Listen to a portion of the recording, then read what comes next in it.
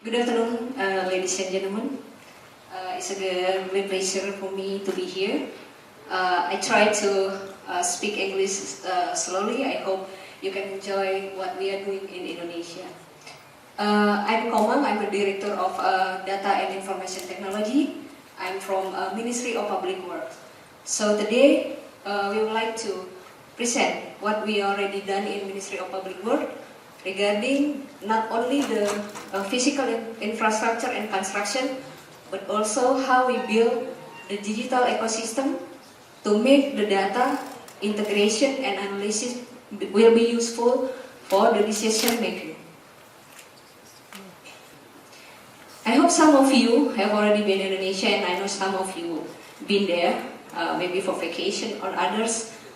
But basically, we have a really large country. This is more than 70,000 island, and we have also populated more than 280 million. I think that's a common knowledge. But what we are going to have is how to manage this large country. We have to build the maybe not only road and bridge, but also dam, water treatment, wastewater treatment, and etc. So right now we already have more than 74,000 infrastructure that need to be built every year. And every year we have additionally maybe 50 to 100 infrastructure to be built. So managing this infrastructure with the large scale, it's also need the digital ecosystem and intelligence. So we cannot doing if we don't have first good data, and the second nice platform, and the third how to visualize that data into public, so public can know what we are doing and how we manage the infrastructure at the national scale. So the national transformation is ongoing with the infrastructure that we have built, because the infrastructure has a power to connect the region between the region and make the development equitable to everyone in this vast country. And we also make the access for water, for sanitation, for housing more equitable, and then we also try to build the resilience infrastructure, because as we know that Indonesia also located in the area that prone to natural disasters. And to manage this huge number of infrastructure, we have several challenges. The first one, as we already mentioned, that we have archipelagic and geographic complexity, and we have also massive asset infrastructure, more than 74,000. And we also, that maybe some of the speaker already mentioned before, the data silo, lack of data format, and also the discontinuity between the pace of the construction project.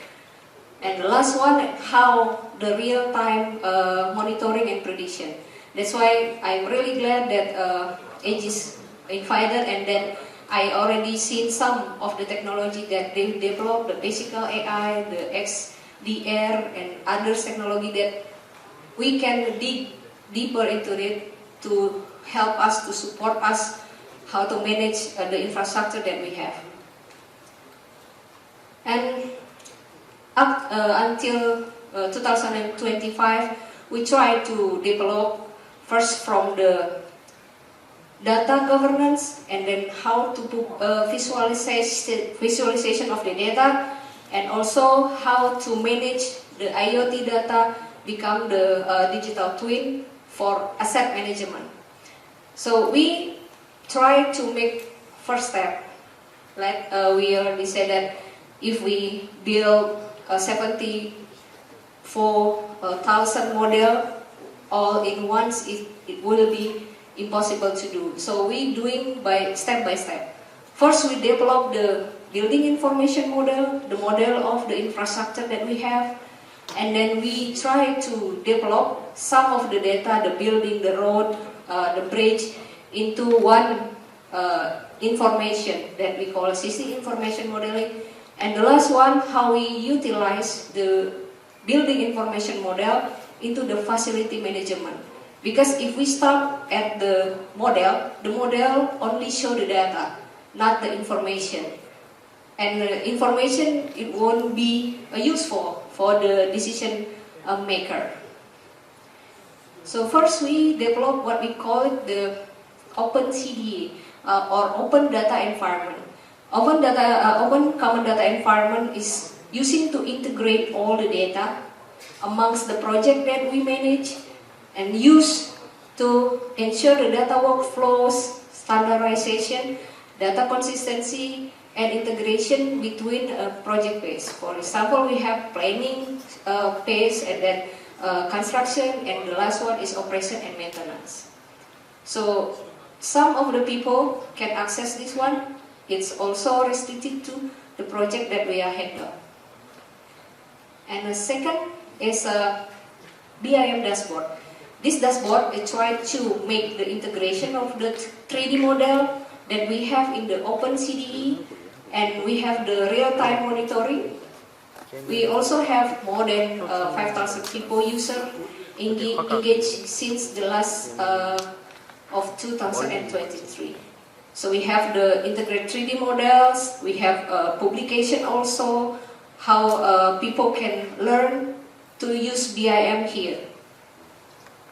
And the third, we have tried to make model of the city information model because we try to enhance the technology, not stopping in the BIM model, so we have to do the, what we call it, PU Connect or MPW Connect. This is integrated between the certain area. We have an example of our own office. There's a 12 building over there. We make the data using the LiDAR, and then we build the 3D model and BIM data from that model. And we add some CCTV, and then we add also parking information by using the IoT data. And also we make the employee presence over here. So when we're looking at the PU Connect or MPW Connect, I will have the information how many people will be in the office, and then how many parking lots available. And the third, if we want to go from one place to another in the Ministry of Public Works, we can easily have the route. Because maybe some of you, when you're going there, has a more than 12 building in a huge area, and then you might get lost.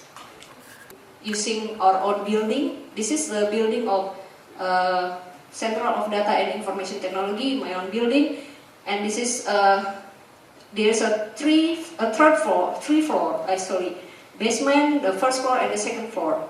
So we make a model and equipment with the interior. We have a chair, we have table, we have door, windows, and every asset that embed in the building. So we try to link that data into the BIM model. Why the facility management is important for us? Because we need to know how. First, how many assets we have. The second, how many assets should be maintained this year, next year, 3 years after this. And then the last one, how to make the control of it. So we try to also embed the IoT system for water and electricity. So maybe you already also implemented here. I believe that every time we going out and in of the one room, the lamp, the electricity with on and off, also the air condition, it's make us able to make the calculation for certain area and certain time. We do have more water, more electricity, etc. And then we have to we have certain number of how many assets that we have to replace this year. For example, how many lamp, how many chairs that already in the maintenance task. So this is another implementation that we already do in the New Capital City project at East Kalimantan. So this is the one that the first we observed that BIM data can be used to manage the infrastructure and also can be used to minimize the rework of during the process of construction. So we use this in the New Capital City project. The project is more than maybe 109 construction, and then we have involved more than 29,000 workers. And this is the first project that everyone has to implement the building information model. So we have the 3D integration and also the centralized documentation. We have also the real-time monitoring using the CCTV and also monitoring the presence of the workers that work in the New Capital City. And the last one, we have the clash detection amongst the model. So we have more than 500 clash detection from 2022 until 2025. Another implementation that we don't want only stop in the visualization, so we add the schedule into the 4D model, and then we also integrated costs. So we make the BIM5 models. And also we implement the augmented reality, the virtual reality, and also metaverse. We actually develop a game, a Roblox game for kids, because some of the people, when the New Capital City project started, they don't know what is the project, what will be the project of New Capital City looks like. So we build the metaverse. So everybody happy, they can see what the President Palace will be, what the President Office will be, and along the way in the small area of the New Capital City Center. And the last one is the clash detection. More than 500 will be solved. So we estimate that some financial efficiency and time efficiency during the time. So we have the transparency and also faster development, and also saving money and time due to the elimination of rework, and also reducing the cost because we don't have to pay more to the project. And others is the one that intangible is how to the process can make the digital literacy amongst the people that working with the Ministry of Public Works. So we push them to do the digitalization, we push them to transform from manual work to digital.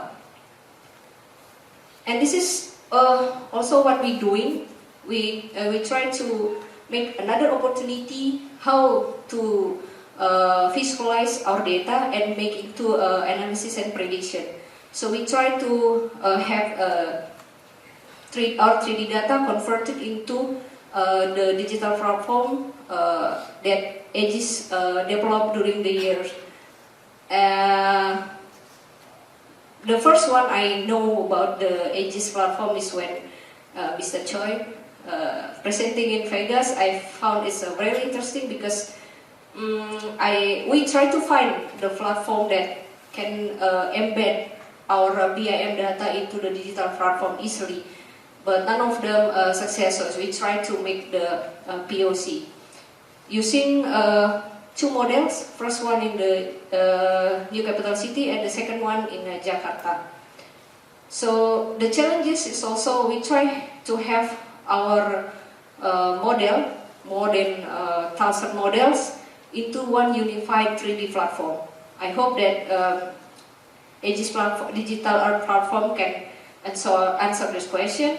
But in another baby step, we try to make the first project in the 12th building in the Ministry of Public Works. So the model will be detailed like our office, the building of Central of Information Data and Information Technology, and then try to make the scalability of the project. So I think we try also to make the digital twin for decision support, not only for our building but also the other 11 building in the Ministry of Public Works. I think that's what for me. That's the digital transformation is not only the technology, but also how we govern the data, the integration of the data, and the sustainable impact. So through this collaboration, I hope we can accelerate the future of digital infrastructure. Thank you. 네, 감사합니다.